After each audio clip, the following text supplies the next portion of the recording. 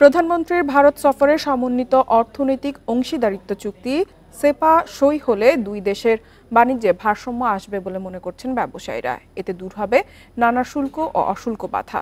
অর্থনীতিবিদরা বলছেন, এসব বাধা দূর করতে প্রয়োজনীয় সমস্যা আগে চিহ্নিত করতে হবে।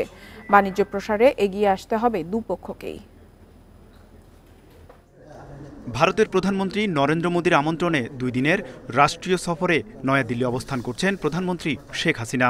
শনিবার দুই প্রধানমন্ত্রীর বৈঠকের পর অন্তত 14টি চুক্তি ও এমওইউ সই হতে পারে। এই সফরকে কেন্দ্র করে দ্বিপাক্ষিক বাণিজ্যে আরও সম্ভাবনা দেখছেন দুই দেশের ব্যবসায়ীরা।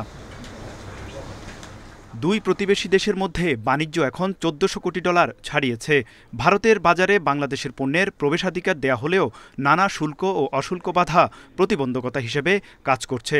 ব্যবসায়ীরা বলছেন, এবারের সফরে সমন্বিত অর্থনৈতিক অংশীদারিত্ব চুক্তি সই হলে দ্বিপাক্ষিক বাণিজ্য আরও সহজ হবে।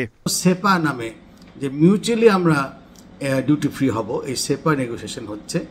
আমি আশা রাখি মাননীয় প্রধানমন্ত্রী জনতা শেখ হাসিনা এবারের ট্রিপে সেপা নিয়ে কথা বলবেন, যাতে আমরা বাংলাদেশি গুডস ভারতে ডিউটি ফ্রি পাঠাতে পারবো। অর্থনীতিবিদরা বলছেন, বাণিজ্য সহজ করতে প্রতিবন্ধকতা দূর করা না গেলে ক্ষতিগ্রস্ত হবে উভয় দেশ।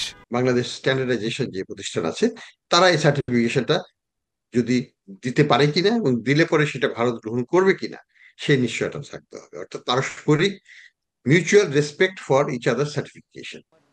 বিশ্লেষকরা বলছেন, ভূখণ্ড ব্যবহার করে নেপাল ও ভুটান থেকে বিদ্যুৎ আমদানি ব্যবস্থাপনায় ভারতের সাথে সমঝোতায় জোর দিতে হবে। এছাড়া ভারতীয় পণ্য আমদানির ক্ষেত্রে ডলার বা রুপি নয়, দিতে হবে টাকা ব্যবহারের সুযোগও। নেপাল এবং ভুটানের সাথে আমাদের যে জলবিদ্যুতের যে আমদানি ব্যবস্থাপনা, এই জায়গাটায় ভারতের সরকারের সাথে আমাদের একটা সমঝোতা হওয়া দরকার এবং ভারতের যেটুকু ট্যারিফ নেওয়ার বা কিছু একটা নেওয়ার, ট্রান্সমিশন ফি নেওয়ার, সেটুকু দিয়েই আমরা নেব।